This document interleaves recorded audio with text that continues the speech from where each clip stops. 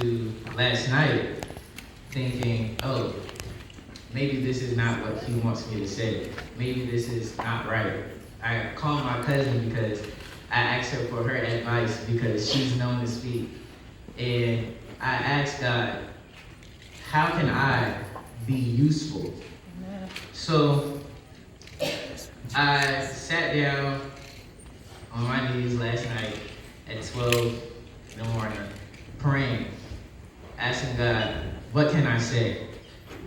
What do you want me to say? Yes. I need your help. Yes. Because I don't want it to be me. I want it to be you. So after I finished praying, I went into my Bible on my phone. Yeah, I don't have a physical Bible. Say that right. I went to my phone and I opened up on Deuteronomy 31st chapter.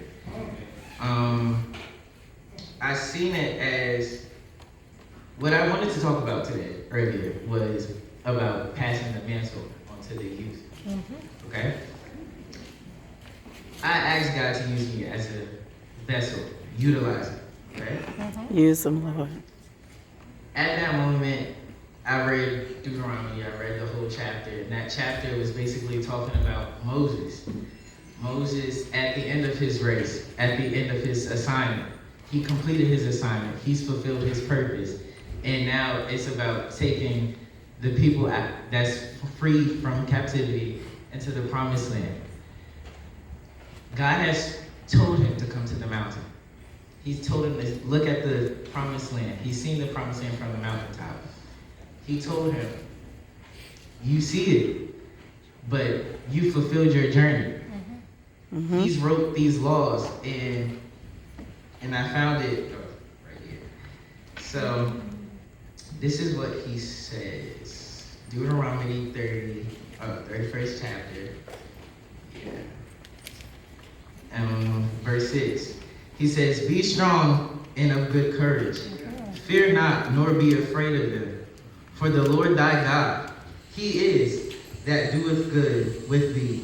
He will not fail thee, nor forsake thee.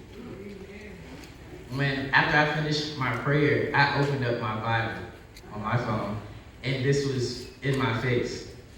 This is the first thing I seen, and I was like, is he speaking to me? Because I did feel discouraged about what I had originally wrote, because it wasn't what he wanted me to say.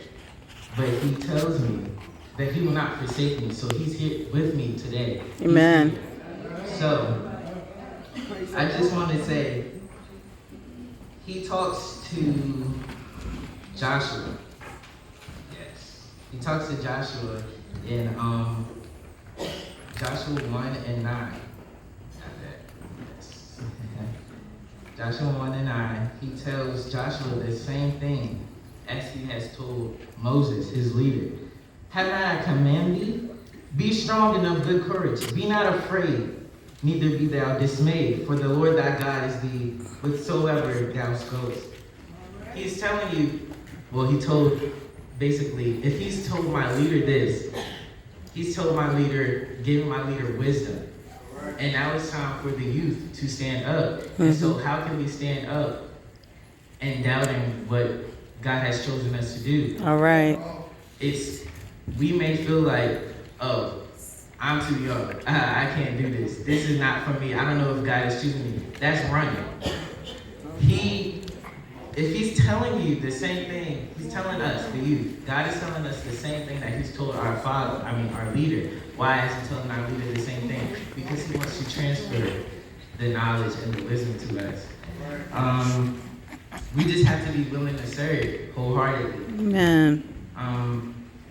The assignment has always been meant for us, even though we feel like it hasn't been. And he reassures us, as always, as I previously stated about Joshua 1 and 9.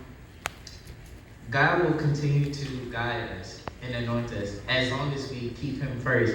Amen. If we don't choose to make a decision on our own, because he is the reason why we're still here. He's the reason why we still do so. So if we continue to keep him first, it will always be his purpose, because for he is the Lord our God, our Father, and our Mm-hmm. parents. Beautiful.